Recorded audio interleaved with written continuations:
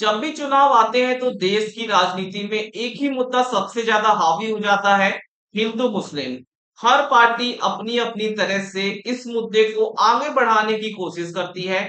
लेकिन सबसे बड़ा सवाल यह है कि अगर सच में मुसलमानों से हिंदुओं को खतरा है तो पिछले 10 सालों से सरकार क्या कर रही है।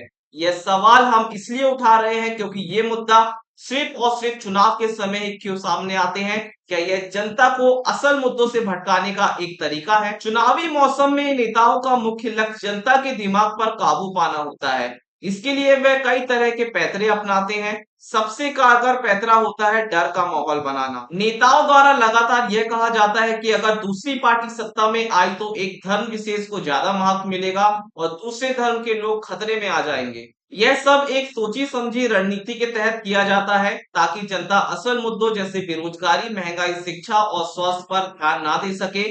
जब लोग डर और धार्मिक भावनाओं में बह जाते हैं तो वे ये भूल जाते हैं कि उन्हें विकास और बुनियादी सुविधाओं के लिए वोट करना था, ना कि धर्म के नाम पर। चुनावी भाषणों में सिर्फ जहर घोलने वाले बयान ही नहीं होते बल्कि जनता के दिमाग का भी माइंड वॉश किया जाता है। लगातार एक ही तरह की बातों को दोहराकर लोगों के मन में यह बैठा दिया जाता है कि उनका अस्तित्व खतरे में है। कई बार इतिहास को तोड़ मरोड़ कर पेश किया जाता है या फिर कुछ पुरानी घटनाओं को बार बार दोहराया जाता है।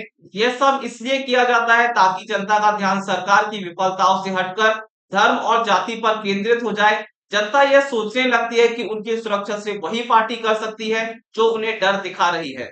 दोस्तों, यह समय है कि हम इन चुनावी पैतरों को समझें। हमें याद रखना चाहिए कि हमारा वोट हमारे और हमारे परिवार की बेहतरीन जिंदगी के लिए है, ना कि किसी के डर के लिए। हमें नेताओं से पूछना चाहिए कि वे अगले 5 सालों में हमारी जिंदगी को बेहतर बनाने के लिए क्या करेंगे, ना कि हमें किस धर्म से डरना चाहिए। धर्म के नाम पर दिए गए वोट देश को कमजोर करते हैं। हमें एक ऐसे देश का निर्माण करना है जहां सभी धर्मों के लोग एक साथ मिलकर रहें। हमें यह समझना होगा कि नेताओं की धर्म की राजनीति सिर्फ और सिर्फ उनकी कुर्सी बचाने का एक तरीका है।